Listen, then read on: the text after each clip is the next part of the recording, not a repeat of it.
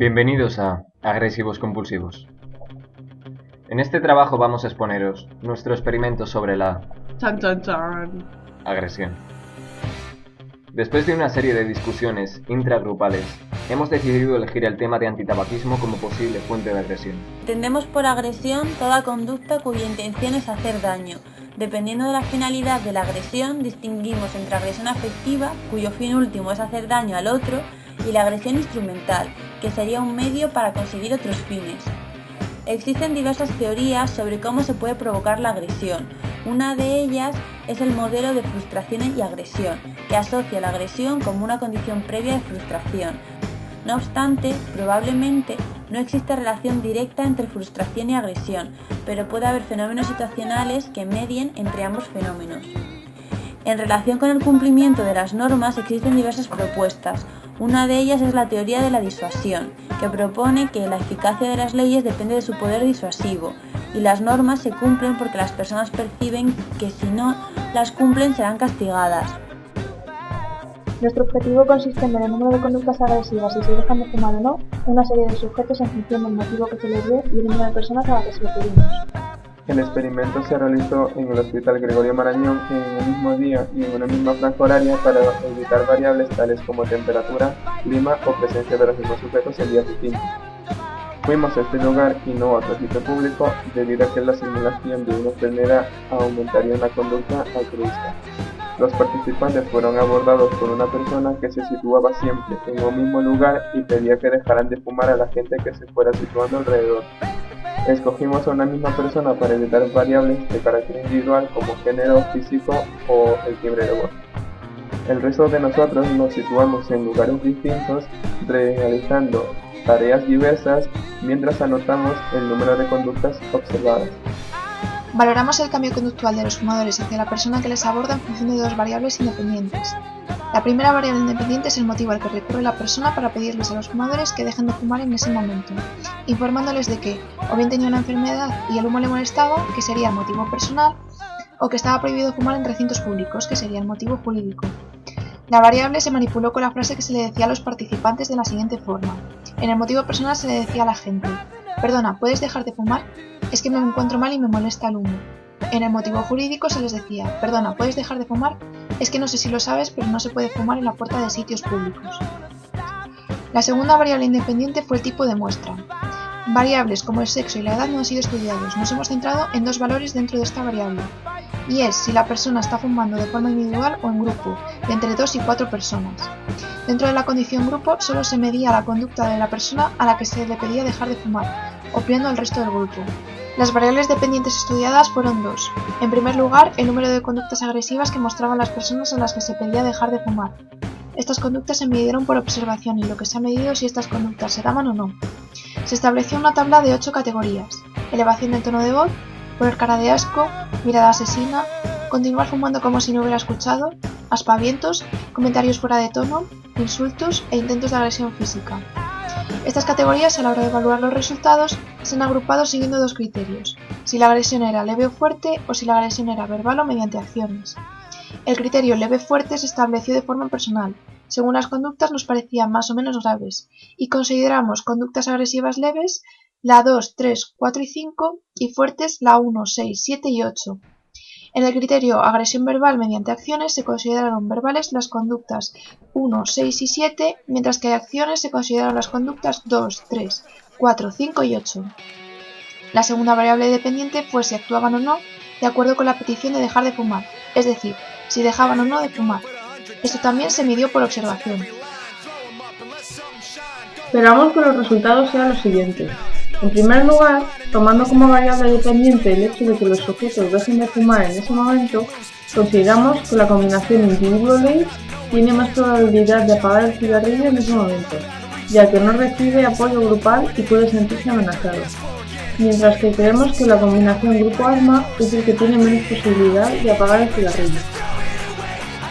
En segundo lugar, teniendo como variable dependiente la reacción agresiva de los sujetos, pensamos que la reacción más agresiva será la que combine los valores grupo y motivo jurídico, por dos razones principalmente. Al no estar presente la figura de autoridad, por ejemplo la policía, Les resulta más molesto que una persona cualquiera les obligue a dejar de fumar, ya que quizás suene un poco a amenaza. Además, el sujeto se ve reforzado por el apoyo de sus compañeros, por lo que no sentirá tanta amenaza como si estuviera solo. Consideramos que la conducta menos agresiva es por parte del valor individuo al que se recurre con el motivo personal, ya que sentirá compasión y empatía con ella. Y recordemos que el contexto es la puerta de un hospital, lo que seguramente hará que el sujeto se sienta culpable por fumar allí. Los resultados obtenidos han sido los siguientes. Siguiendo la primera variable dependiente, si dejaban de fumar o no, de los 20 sujetos solo 6 apagaron el cigarrillo. De estos 6 sujetos, uno pertenecía a la condición individuo-enfermedad, uno a individuo ley, uno a grupo enfermedad y 3 a grupo ley. Por tanto, en el único grupo que se observa una clara influencia es en el de grupo ley, que es el que más apagaba el cigarrillo. En cuanto al número de conductas agresivas, haciendo la medida de categorías que se dieron en la condición, obtuvimos los siguientes resultados. La categoría en la que se dieron más conductas agresivas es en la de individuo ley, con una media de 3,6 categorías. Después encontramos la condición de asma, donde no encontramos diferencias significativas entre individuo ley, con 2,8 y 2,6 categorías. Por último, la condición en que se dieron menos categorías es la de grupo ley, con una media de 1,2. Por tanto, el número de individuos no ha tenido ningún efecto significativo sobre la variable asma, aunque sí lo ha tenido en el de ley. También es interesante relacionar estos resultados con la tabla de conductas observadas, agrupadas de dos formas. Siguiendo la primera forma, que divide las conductas según sean leves o fuertes, se dio lugar mayor número de conductas agresivas clasificadas como leves, en un 69%, como por ejemplo poner mala cara, frente a conductas fuertes, en un 31%. Y, siguiendo la clasificación de conductas verbales o acciones, los participantes mostraron más conductas de acción, en un 69%, como gestos, movimientos, más que conductas verbales, en un 31%, como insultos. En el caso de la variable dependiente 1, no se cumple nuestra hipótesis inicial que decía que los que más apagarían el cigarro serían los de individual ley. El hecho de que en la condición de asma no hayan dejado de fumar puede deberse a que para dejar de molestar a la persona no era necesario apagarlo, simplemente con apartarse bastaba.